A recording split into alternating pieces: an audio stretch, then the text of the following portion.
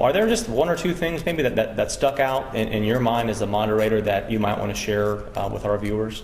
Well, I think one of the biggest issues that we talked about was how can the FCC craft a broadband plan that lets consumers make choices about speeds, about adoption, about different kinds of applications they might use, rather than setting at a plan that says this is what we've decided consumers ought to want.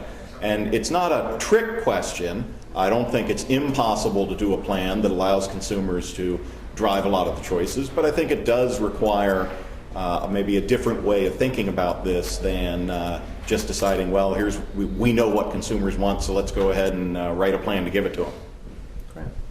And would you have any perspective, one of the points that I know was raised was the amount of private capital being invested in networks. I think the data in the last 2 years, it's some $120 billion that companies have invested to expand their networks.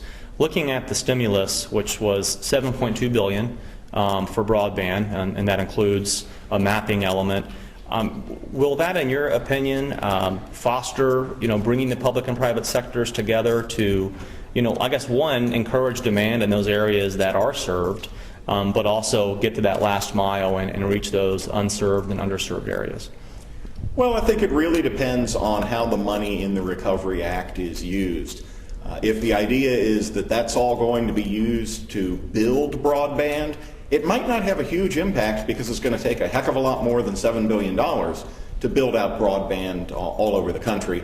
I think it was Rob Atkinson pointed out that it's just going to take a lot more money than the government can ever put together to do this. It's going to have to be done largely with private capital.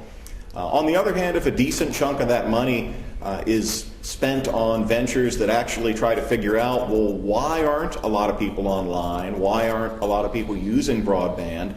And from that, we get much better information to help guide future expenditures and future decisions, then some of that money might be well invested. Well, you moderated a very important discussion today, and we appreciate you taking a few minutes to talk to us about it.